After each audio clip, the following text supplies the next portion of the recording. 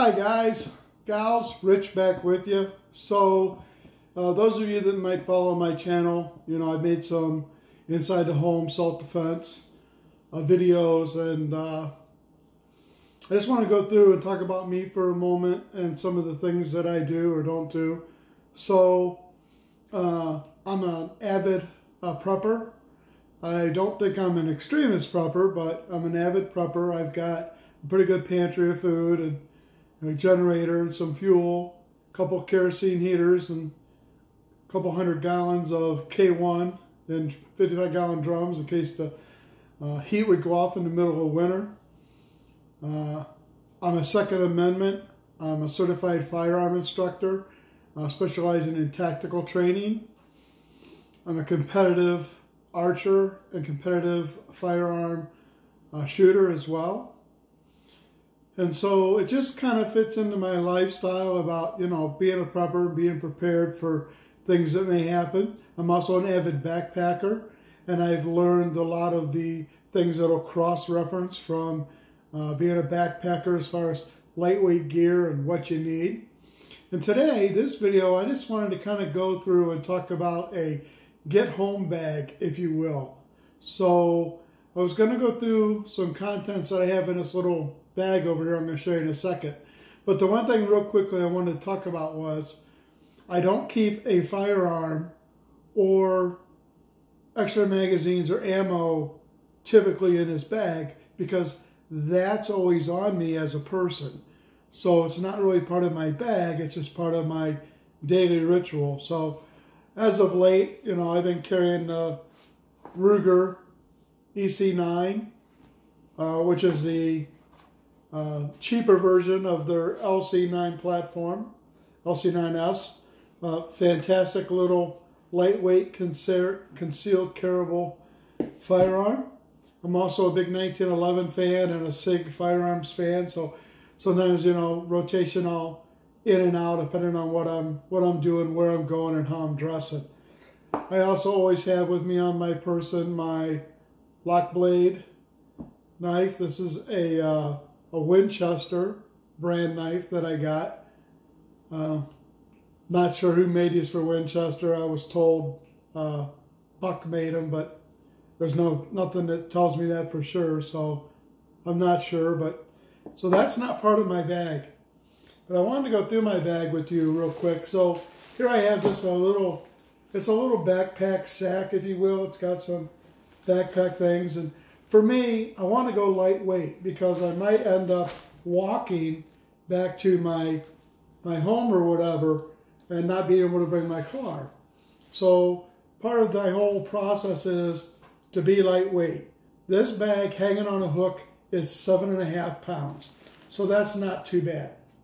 And then what I carry inside of it is little Ziploc baggies of different things, and some I'll open and some are self-explanatory. There's no reason to, but in this little front pocket right here, with today's coronavirus, I've got bleach wipes in a Ziploc bag. I have my hand sanitizer. Quick, it's in the front compartment, quick grab. I have a headlamp that I like to carry.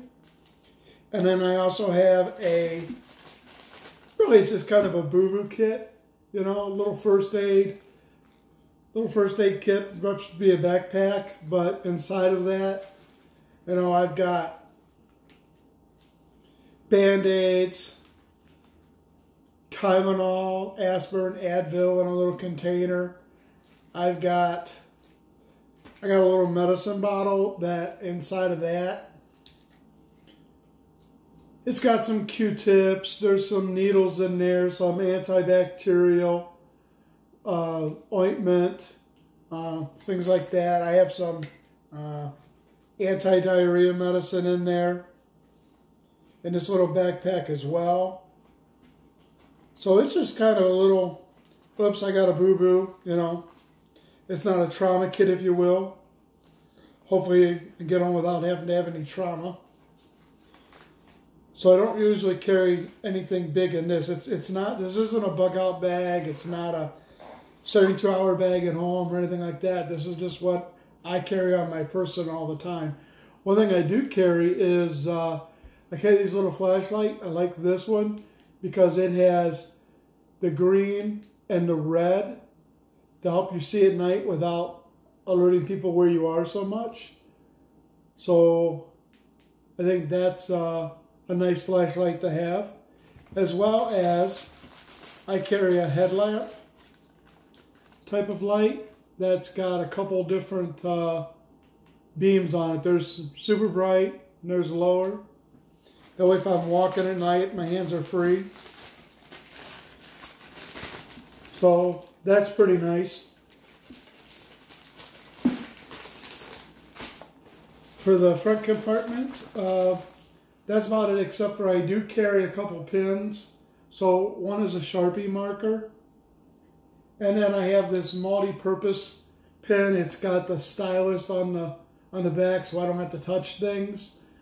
It actually has a built-in light, but when I started to do this review, I noticed it was dead. I'm gonna have to get more batteries for it. You know, and then it's just a little writing pin. So that's what's in the little front compartment, if you will.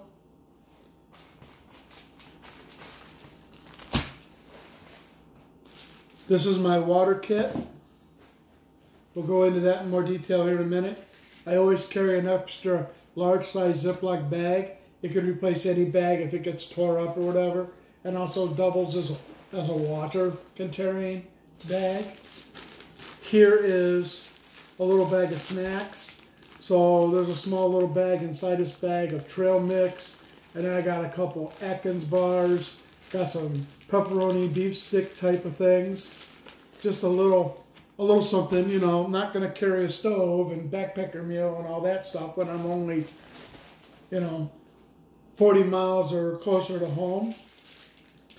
This is my utility little bag here. I'll go into that in more detail in a little bit. More coronavirus stuff, a couple of masks, a couple pair of gloves. That's self-explanatory. We won't have to open that, surely. This is my fire starter little kit I carry in it, and that I will open up and show you some things.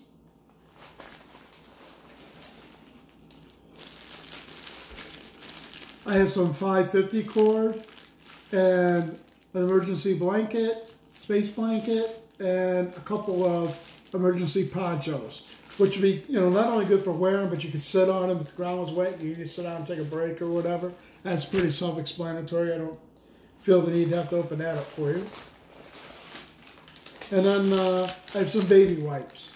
So, you know, baby wipes come in good because I can clean my hands, clean my face, use them if I have to go to the bathroom, get a little toilet paper.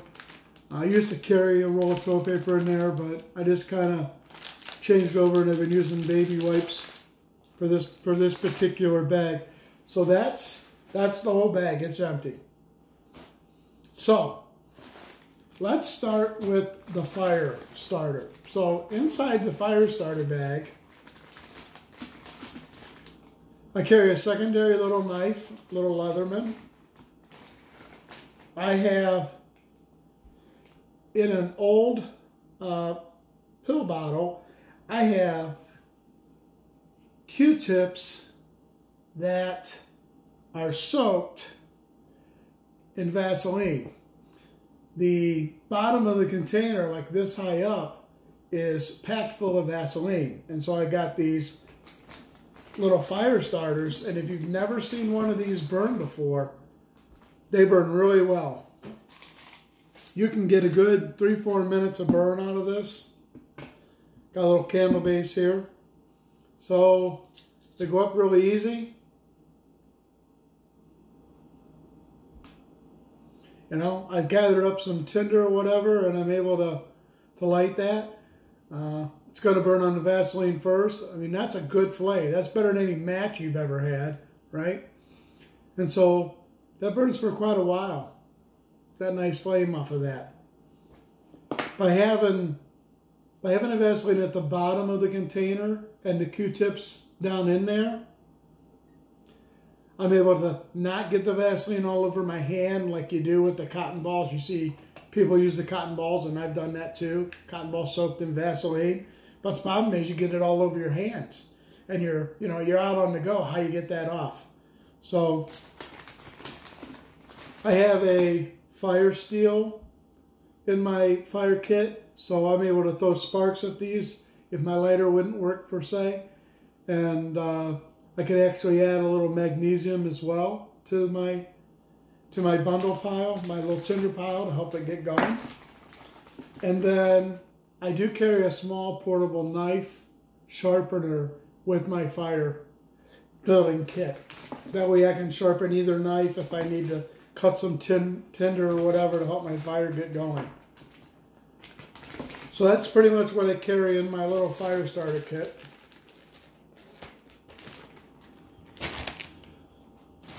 The next kit that I carry, still burning by the way, it's going to burn for a long time. In my next kit, it's kind of a general purpose kit, if you will. I have a small container of off.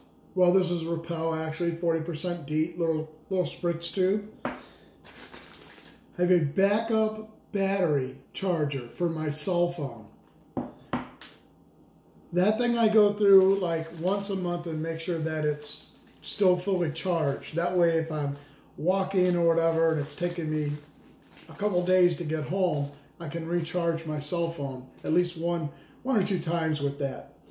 I do have some 55 sports sunblock. I take medicine. I had a stroke back in October, so now I'm on medicine. So this is actually a pill bottle registered to me, and within it I'm carrying the pills I take for nerve damage in my hand, my high blood pressure pill, and my baby aspirin I'm supposed to take. And I've got like 5 days supply in here.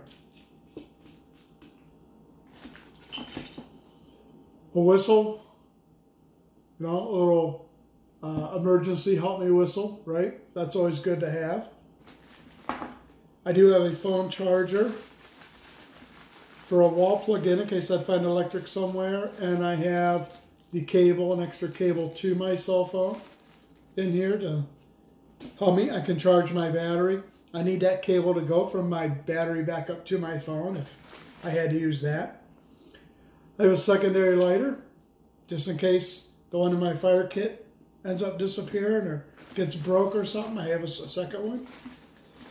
I do carry 4 extra AA batteries in this kit. That way I'm able to replace them in my flashlight or my headlamp or whatever, and that's something you've got to go through. For me, every 6 months, I pull out the batteries like this and put in brand new fresh ones. Use the ones that's in here or, something else. Give it to the kids for toys or whatever. I do have a little spork and spoon combination, I think a little fork and spoon, just to have.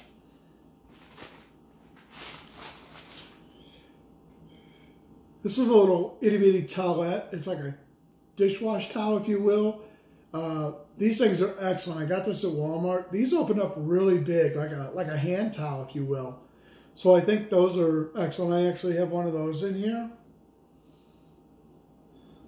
And something that's not in here, but I'm going to throw in here as soon as I'm done making this video, is I have one of those little SB38 can openers that were used in World War II. A lot of guys carried them on their necklace, their dog tags or whatever. I used to have one in here, and I pulled it out and gave it to somebody. And I have another one. Actually, I have several of them. But I have to get it and throw it in here. So this kind of helped remind me that I don't have a can opener. Because you never know, you might be someplace and run into some canned foods that you could eat if you could get it open, right? So that's just a little personal kit. Like, again, this kit isn't for, to be out on the land for days on end. This is just to help get you home. And last but not least, the most important part of your temporary get home is water. So I have a couple ways to sanitize water. One is I carry the Sawyer Mini, you know, and then if you know anything at all about backpacking or survivalist, people buy these all the time. You screw it right onto a bottle and drink from it straight that way, or you could put it in another bottle and squeeze it out, right? Squeeze it into another bottle. If you're going to do that, you have to have 2 bottles. Mark one as a clean bottle with, you know, write on it with Sharpie or whatever, and have your second one as your dirty bottle. Another thing is they sell little plastic bag blotters. This, you can gather your water in a little, it's almost like a Ziploc baggie. And then you screw this onto it and you squeeze the bag to get your water out of it. So that's a great way to do it. And then something else that I came up with was, I like to call it, it's my bleach kit. So this is an old Tylenol bottle, and inside of it, I have a couple items. One is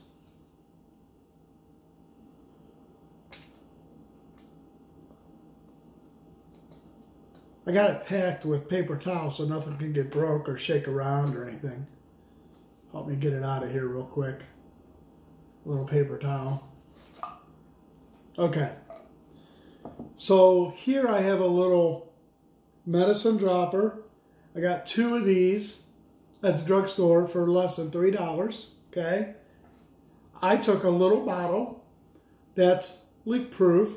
A little Visine bottle would be great. This was actually originally a hair conditioner bottle from a motel that I cleaned out. And I put 2 ounces of bleach in this. Okay. Then I carried this other bottle just in case this lid would accidentally get, you know, knocked open or something. That's not going to happen sealed in this because it fits so tight. And I keep it submerged around this paper towel to keep it from moving around and shifting, and that way it doesn't affect my little dropper. All right. So if you can get bleach, Clorox or whatever brand that doesn't have any scent to it, like don't get the lilac smelling or, you know, wildflower smelling. You just want good old-fashioned bleach. You can purify water, take out all the things in water, all the viruses and stuff that would make you sick by literally just putting a couple drops of bleach into your water. So with the little eyedropper here, go in and get some bleach. And a quart bottle only takes 2 drops. That's it. I just did a quart right there. A whole quart of water. So if you're using a little portable 20-ouncer, maybe 1 drop, right? You can still do 2. It wouldn't be that it wouldn't be detrimental that you have more. But by doing that, take the water up, let it sit for a half hour before you drink it. Good to go. And you can smell a little bit of the bleach, but you really can't taste it. If your water is really dirty, murky, you know, it's green or it's muddy when you get it or whatever, then they say to give it double the drops. So for a quart of water, you're going to use 4 drops instead of 2. So there it is in this little bleach bottle kit that I put together. And then for me, I have a hard time drinking just a ton of pure water for some reason. So I carry a couple of these little meal flavored things. I got a lemonade and a sweet tea. Squirt that into a mud hole and you drink it. So that's the type of stuff that I carry just to get home. You know, little emergency kit, if you will. Get where you're going. Oh, God, don't do it that way. In my truck, you know, I usually 99.9% of the time also carry an AR-15 or maybe a carbine 9mm rifle. Usually that's what I have because I'll carry an extra 150 rounds of 9mm. So I got my CCW and 9 on my person along with 2 extra mags. And then in a tactical case in the back seat or behind the back seat of my pickup truck, I'll have myself a 9mm carbine. And then I always have this little duffel bag, if you will.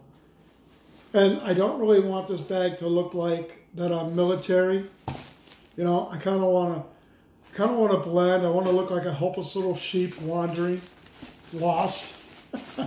So sometimes with that thought, you know, I'd probably be better off without the rifle, and I could just have my little CCW hidden in my pocket or my hand or something. But I think that if you're out there and your shit's hit the fan, people are scattered all over the place, you know, looking for, take advantage of somebody. They're hungry and they think you got food or whatever. You're probably better off just to look like a sheep instead of looking like tactical G.I. Joe, right? So that's my small little get-home kit. There's a ton of information on the internet, different kits you can put together and do. I've been all over the spectrum. I've had a big backpack loaded with 20 pounds worth of gear, raincoats and all this other stuff, and backpacker stove with a couple backpacker meals and all this. And if I'm going to load something like that, maybe if I'm going 100 miles away from home, I'll grab a bag like that. But most of the time, running around inside my own town, my own area, we'll say 30 miles or closer to home, I'm just going to pack some of this. I have gone to parks and I have walked with this bag on me, this configurement, this weight, and I've easily done 15, 18 miles in a day. Just, looking on the local little metro parks, hiking trails, if you will. So, carrying a 30-pound backpacker's pack, the best I've ever done is like a 15-mile day with that. And that's pretty exhausting if you don't really carry 30 pounds and do that quite often. When you're, the plus side of 50 and maybe you've had some health issues and stuff. So just things to think about. I hope this, I'm not saying that what I have is perfect by any means. Just trying to give you an idea if you're thinking about having yourself a little kit. You can go 30 days without food. So I just got a couple snack items, right? You can only go 3 days without water. So having a couple bottles that you can come up with clean water with. And the reason I have this sack right here is because I can use this to help filter water. This is not waterproof. So let's say the water has a lot of floaties and stuff in it. I will fill this sack with water before I even put the bleach to it. And I'm going to let it drip run into my bottle. This way I've caught all the sticks, bugs, floaties that's in the water and stuff. I've caught all them in this bag. Then I can put my bleach to it or run it through my Sawyer filter or whatever I want to do. If the water's really nasty, I'll probably run it through my Sawyer filter and then I'll go ahead and put the bleach to it anyway, just to, as an insurance policy that I killed everything. Other means to make water safe, of course, there's the little iodine tablets you can buy. A lot of people carry those. I have some of those. I have a canteen in the back seat of my vehicle, my SUV, and then in my truck I have another one behind my truck seat. And both of those have the little bottle kit with anodized pills. They also have the metal cup so I could boil the water. It's just different ways of doing it. I could build my fire and boil. That fire starter's still burning, for the record. They work really, really good. So all that was Q-tips and Vaseline. Cheap, right? With this video has been going for 24 minutes, and that's the first thing I did. So that's been burning at least 18 minutes, right? So anyway, that's my little get-home bag, if you will, that I carry with me everywhere I go. It does me no good to leave that at home. Even if I'm just running 5 minutes up the street, I grab that and take that with me. I throw it in whatever vehicle I'm in. So that particular bag is from 31 31 bags. You probably know some lady that sells those high dollar expensive bags. Well, they have these little toady bags, little backpack sacks, and I like them because it doesn't look tactical. It looks like, looks like I don't know what the hell I'm doing and I'm just aimlessly walking around like everybody else. So I hope you enjoyed this little video, and remember, there's no perfect solution, but it sure beats being unprepared at all. Have a good night.